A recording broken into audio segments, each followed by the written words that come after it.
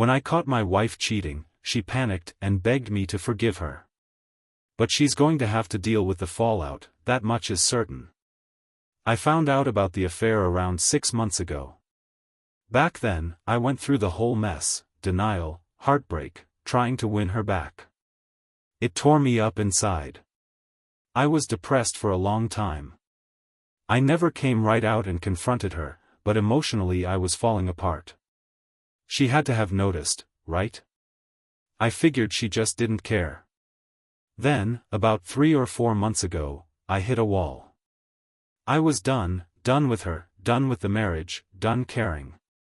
I emotionally checked out and started quietly laying the groundwork for divorce and moving on with my life. I kept my distance as much as possible. If she was home, I stayed out. I barely spoke to her. If she asked me something, I'd just say, yes, no, maybe, or, I don't know. I even left bills from the divorce lawyer lying around in plain sight. She had to know what was coming. Even the kids noticed something was off. They asked questions. I gave them the "we both love you" talk, you know, the one where you explain that sometimes grown-ups just can't stay together, and it's not their fault. She was right there in the room when I told them. Didn't say a word. I took that silence as her way of agreeing. A few days back, I ran into a woman I used to know from high school, before I ever met my wife. There had always been this spark between us, something kind of electric. We used to flirt and get a little handsy, but it never went anywhere. Let's call her Monica. She reminds me of Jessica Campbell, honestly.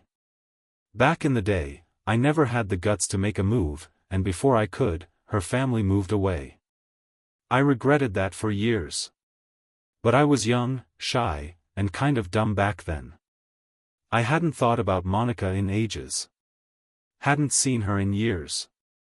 But when we ran into each other again, that old chemistry came roaring back, stronger than I remembered. Talking with her felt easy, natural. She was the one who asked me out. I told her about my situation, about my wife and how I wanted to be separated officially before I dated anyone. I wasn't about to cheat. Monica respected that. She gave me her number and told me to call her once I had things sorted. She said she'd never gotten married and was excited to reconnect. Honestly, I was even more excited. That conversation gave me the push I needed to finally confront my wife and move forward with the separation. I went home grinning like a fool, sat down, and asked my wife to talk. I told her straight up that I'd known about the cheating for a long time. I figured she knew I knew, especially since I'd been emotionally gone for the last few months. She never seemed to mind that I'd stopped caring. So, I told her I was ready to start dating again, to move on. I ended my little speech by saying, with everything that's happened, don't you think it's time we got divorced? Her reaction blindsided me. She didn't just cry, she broke down. The kind of crying that sounds like it's coming from someone whose soul just got ripped out. She started throwing out excuses, begging for another shot, saying the affair didn't mean anything and that we could fix it through counseling. I was stunned. I honestly thought she'd be relieved. I told her, go be with that guy, guilt-free. Clearly, he meant more to you than your family did. If not, why cheat in the first place? She had to know this would blow everything up. No way she's that clueless, right? I told her that if she really cared about saving the marriage, she should have tried before the affair, 6 months ago, when she still had the chance. Now it's too late. It's shattered. Beyond fixing. From my perspective, we didn't have any big problems. She never said anything. I'm not a mind reader. So whatever was missing, she never gave me a chance to fix it. Clearly, something was wrong for her to step out like that. And whatever it was, it had to feel big enough in her mind to risk wrecking our kids' home life. Otherwise, why go through with it? I calmly explained that there's no going back from what she did. 7 months of lies and betrayal? That pain pushed me to the point where I just don't care anymore. Honestly, maybe it's more than that. I think I hate her. But I'm staying civil for the kids. We'll have to co-parent, and I want to make that work. I told her I don't believe she ever truly cared about me. No one who loves you even a little would cause this kind of pain on purpose. Cheating isn't just a mistake, it's betrayal. And her saying, "I love you," now means nothing after everything she's done. By that point, she was so hysterical I couldn't understand a word she was saying. Just a mess of sobs and nonsense. I ended up calling her sister. I wasn't going to be the one to take care of her in that state. Her sister showed up, and after I explained what happened, she took her away. Once they were gone, I felt this huge wave of relief, like I could finally breathe again after 7 months underwater. I don't even know what I'm looking for by writing all this down. Did she seriously not see this coming? Or did she want it to happen? I mean, she can't honestly believe that kind of behavior wouldn't lead to divorce and a broken family. She's not dumb, she's beautiful and smart. Our marriage was good until the affair. But I've accepted it. I've moved on. Now suddenly she's acting like she loves me and wants to keep the family together? What's the angle? What could she possibly gain from all this drama now?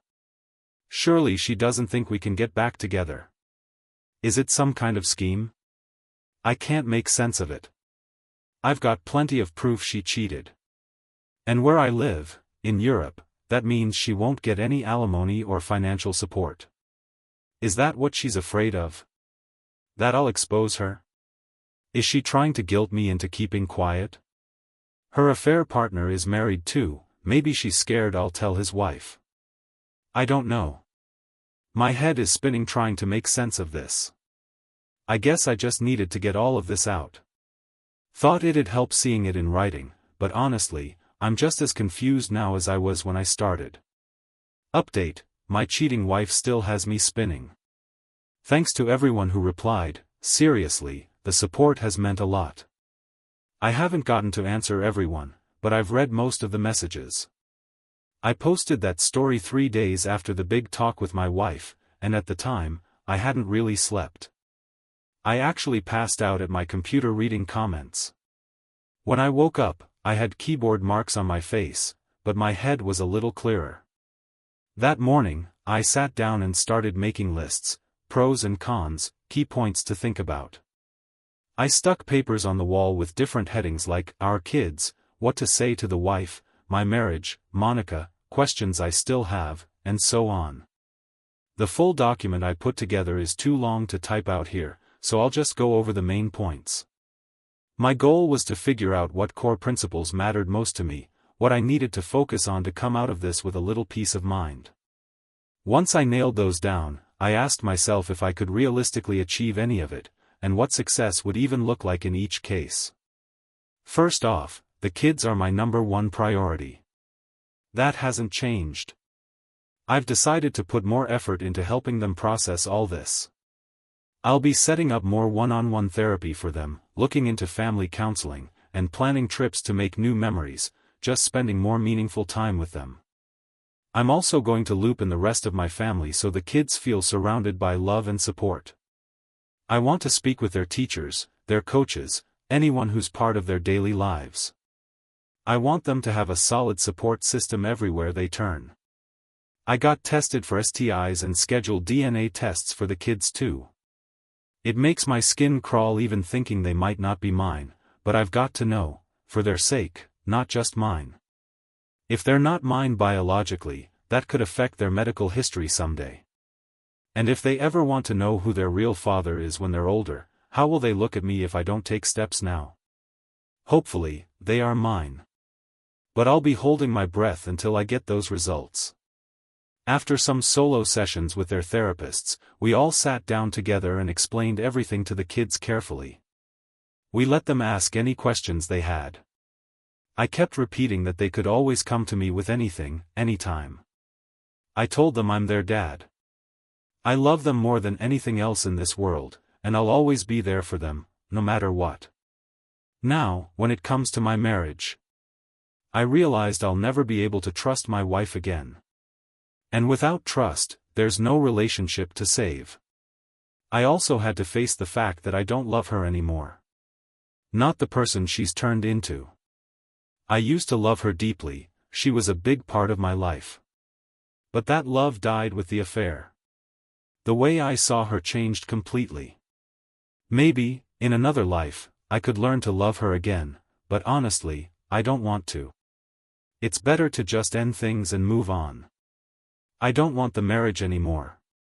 I don't want the relationship. I don't want her.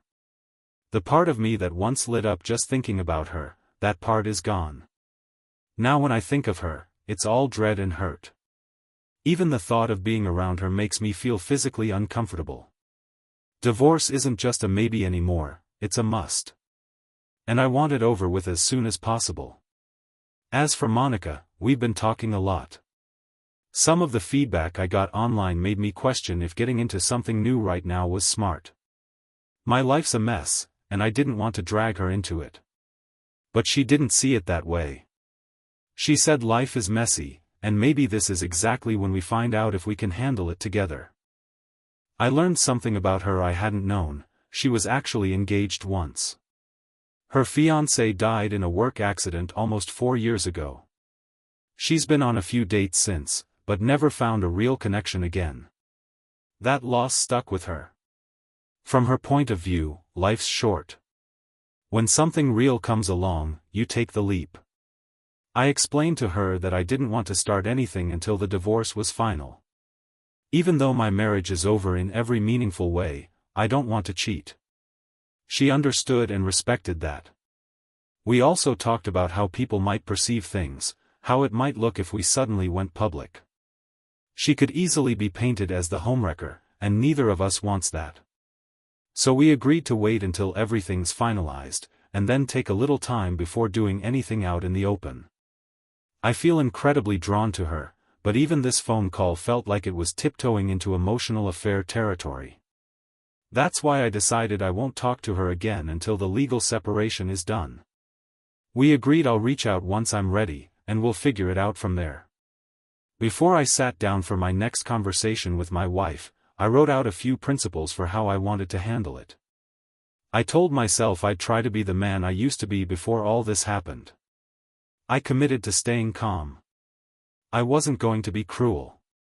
The whole point was to move forward and focus on co-parenting the best we can, for the kids. I also wrote up a list of questions. I wanted to understand what the hell she was thinking, what led her to do this, and what she wanted going forward. But I wasn't going to lie to her or give her false hope just to get a better deal in the divorce. No post-nup bait, no manipulation. I'm trying to act as fairly and decently as I can. I decided everything will be split equally. We'll share 60/40 custody. Even though she treated me terribly, I won't stoop to her level. I want to live in a way I can be proud of, not just today, but 30 years from now. I hate what she did. I hate what it's done to me, to our kids, to our whole family. But I still love the good memories we made. I still love our children, the ones we raised together. And I'm going to try to remember her in that light, not just as the woman who cheated on me. I know I can't carry around this hate forever. At some point, I need to forgive her, not for her sake, but for mine. Up until the affair, we had a good marriage. We made love every day. We spent real, quality time together. We hardly ever fought. We sacrificed for each other, openly and willingly. I was always honest with her, until I found out she'd been lying to me. I used to believe she was honest with me too. But now I know that wasn't the case. When Saturday came, I went to meet her. Her sister had warned me she wasn't doing well. She wasn't wrong. My wife looked awful, bloodshot eyes, puffy face, unbrushed hair. She looked smaller somehow, like she'd just folded in on herself. I doubt she'd slept or eaten all week. We all sat down, and she was shaking like a leaf. I felt surprisingly calm. I saw her pain, and I felt something, but it wasn't love. It was more like watching a sad scene in a movie. It hit me then, I really don't love her anymore. She tried to speak a few times but kept breaking down into sobs. And this wasn't fake. I've seen her cry plenty of times, but nothing like this. Sure, people can fake tears. But no one can fake the look of someone who's been crying for a week straight, soul-deep sobs, swollen face, and big snot bubbles. When she finally talked, it all came spilling out. She apologized non-stop. And surprisingly, she didn't try to blame me. She didn't make excuses. Her sister cried too. Sometimes she even scolded her between sobs. That's when I learned her sister had warned her this might happen. Apparently, her sister lost her own fiancé to cheating about a year ago. I didn't know that. Her sister's mistake triggered something in my wife. It set off a midlife crisis. She started obsessing over the idea of cheating, and eventually gave in. She said she developed a crush on the guy and lost control. She never thought I'd find out. Never imagined it would hurt anyone. But it did. It destroyed everything. What she did was totally selfish. According to her, she had been happy in our marriage. She told herself she deserved this fling, and somehow twisted it around in her head that I'd probably be fine with it, if I knew how happy she was at the time. She thought it would just be a phase. That things would go back to normal, and we'd go on living our happy little family life like nothing happened. She had no clue I had found out. It wasn't until I started pulling away that she began to wonder what was going on. Turns out, she ended things with the affair partner about a month and a half ago, said the excitement had worn off. She even handed me her phone to prove it and showed me that she'd blocked him. But when I unblocked him, messages came flooding in, going back the full month and a half. Meanwhile, she'd been trying to re-engage with me, to fix things, but I'd shut down. I wasn't playing along. Up until I sat her down for the talk, she genuinely believed we'd find our way back. That we'd somehow come out of this stronger. But the moment she looked into my eyes during that conversation, she finally got it. She realized it was over. The truth hit her like a truck. I asked her point blank, what made her think she had the right to do this? To me? To our kids? The only answer I could come up with is plain, old-fashioned selfishness. And just like many of you told me, I'm never going to get the answers I'm looking for. Because they don't exist. There's no acceptable reason for cheating, so there's no satisfying explanation. Still, I got a weird kind of closure. I told her, in detail, just how much she hurt me. I laid it out, the heartbreak, the betrayal, the way she blew up our family. She finally admitted it. Said it was her fault the marriage fell apart, and that it's on her that our kids now have to grow up in a broken home. Strangely, that brought me some peace. She'd been reading up on how to repair a marriage after cheating. Had a whole timeline and a full written confession, even signed it. I didn't read it.